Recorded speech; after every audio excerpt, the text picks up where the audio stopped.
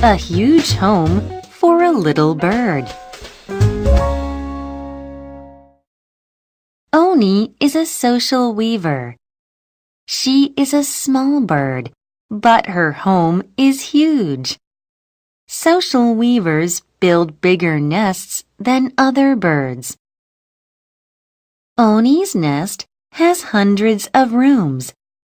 It is like an apartment building for birds. Almost 300 social weavers live there. Other kinds of birds stay there too. All the birds watch for danger. They tell each other when dangerous animals are nearby. This keeps the nest safe. The big nest is useful in hot and cold weather.